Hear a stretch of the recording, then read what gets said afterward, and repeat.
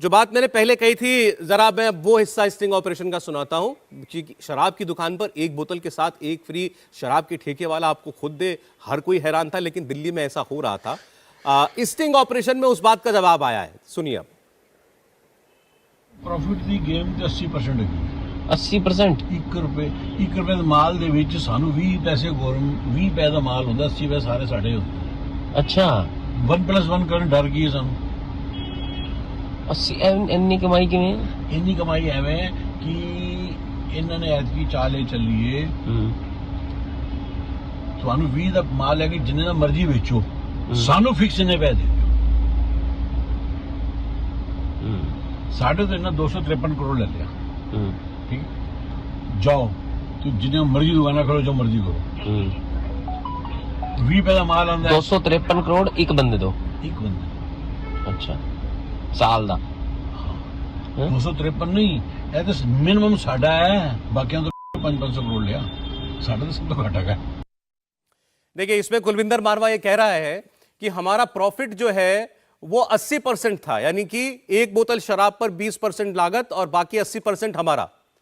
तो दिक्कत क्या थी हमें कि हम एक के साथ एक बोतल फ्री देते, कमाई इतनी बढ़ चुकी थी, वो कह रहे हैं कि हमें कोई प्रॉब्लम नहीं थी कि हम एक बोतल के साथ एक बोतल फ्री दें। तो ये बात आपको स्टिंग ऑपरेशन में एक होलसेलर जिसके पास लाइसेंस है उसका पिता बोलता हुआ दिखाई दे रहा है कि आखिर दिल्ली में जो कुछ महीने पहले तक चल रहा था उसके पीछे की वजह क्या थी। हालांकि फिर वही बात है कि उसने कहा हमसे 253 करोड़ रुपया लिया, कि एक बार में लाइसेंस भी दे दो और उसके बाद जितना मर्जी जो बेचना है बेचो, उससे हमें कोई मतलब नहीं है। आपको एक के साथ एक फ्री देना है, आपको दाम जो लगाना है आप लगाइए, सरकार उसमें इंटरफेयर नहीं करेगी। लाइसेंस फी का एक बार में पैसा दे दो। वो दूसरी बात है जो हमने पहले हिस्से में आपको दिखाया कि उसके बाद ये कहा गया कि जो कमीशन बढ़ा करके 12% दिया गया उसका 6% वापस आना था कैश के अंदर। लेकिन ये 1+1 की गुत्थी लगता है इस स्टिंग ऑपरेशन से सुलझ रही है। मनोज जी, देखिए सौरभ भाई, इसमें एक बहुत ध्यान देने वाली बात है। जैसा ये मारवा के स्टिंग से पता चल रहा है, उन्होंने स्पष्ट कहा कि हमें एक पर एक फ्री देने में क्या डर है। जब किसी को भी एक बोतल पे 80% फ़ायदा होगा तो मान लीजिए एक रुपया में अगर 20 पैसा लागत है, हमको एक फ्री में देना पड़ा तो 40 पैसे लगा, तो भी तो 60 पैसे बचा। पहले क्या बचता था? 10 पैसे बचता था। तो निश्चित रूप से इस मोडस ऑपरेंडी को समझना आसान है। दिल्ली के लोग आराम से समझ सकते हैं कि यही वो कारण था, क्योंकि उन्होंने कहा उसके बाद जितना बेचना है बेचो, जितनी दुकान खोलना है खोलो। अब उसके चक्कर में ये स्कूल के सामने भी दुकान खोल रहे थे, ये गुरुद्वारे के सामने भी, मंदिर के सामने भी, मस्जिद के सामने भी, विद्यालयों के सामने भी। और इसी का विरोध करने, शुरू में तो इसी का विरोध करने के लिए महिलाएं सड़क पे आईं।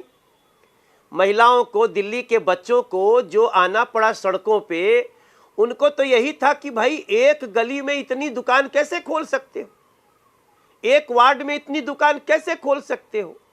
शराब की दुकान स्कूल के सामने या किसी देवालय के सामने नहीं बन सकती, लेकिन खुल रही थी, क्योंकि उन्होंने कहा था कि तुमको जितना बेचना है, जितना दुकान खोलना है खोलो, हमको हमारा माल दे दो और बाकी जो बचता है उसको घुमा के दो।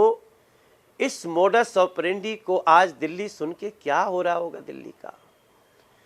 भाई साहब, हमने जीवन में बहुत सारी भ्रष्टाचार के बारे में सुना है सौरभ जी, लेकिन पहली बार मेरा मन रो रहा है सर। सौरभ जी, पहली बार हमको लग रहा है हम कैसे लोगों के हवाले दिल्ली कर चुके थे। दिल्ली के लोग, उन्होंने एक और स्टिंग में है जिसमें यही मारवा कहते हैं कि हम तो कच्ची कॉलोनियों का ज़्यादा ठेका लिए, तो दूसरे तो 500-500 करोड़ दिए। कच्ची कॉलोनियों का क्यों लिए? क्योंकि वहाँ दुकान खोलना आसान है। तो क्या कोई नैतिक जिम्मेदारी सरकार की नहीं है? शराब पीना और पिलाना ये नैतिक रूप से उचित नहीं है। नहीं, लेकिन कच्ची कॉलोनियों में तो शराब खुली नहीं ना मनोज जी। ताक पे रख दी। आम आदमी पार्टी तो ये कहती है कि पॉलिसी लागू होने से 2 दिन पहले एलजी ने कह दिया कि एमसीडी की इजाजत के बगैर कच्ची कॉलोनियों में यानी अनऑथराइज्ड कॉलोनियों में शराब की दुकान खुलेगी नहीं। और वो जो आप सवाल पूछते हैं ना, जो आप 5 सवाल 10 सवाल पूछते हैं उनसे, उसमें एक सवाल यह है कि रोल बैक क्यों किया पॉलिसी को। तो वो ये कहते हैं कि रोल बैक ही इसीलिए किया, जब 40% दिल्ली के अंदर ठेके खोलने पर मनाही कर दी एलजी साहब ने, तो फिर हमको पॉलिसी से मिलता क्या, रेवेन्यू आता ही नहीं। नहीं, काफी दिनों तक ये चली है और बहुत सारे दुकानें खुली हैं, बहुत सारे 87% शराब की बिक्री बढ़ी है सौरभ जी। 60% से 87% शराब की बिक्री बढ़ी और राजस्व घटा।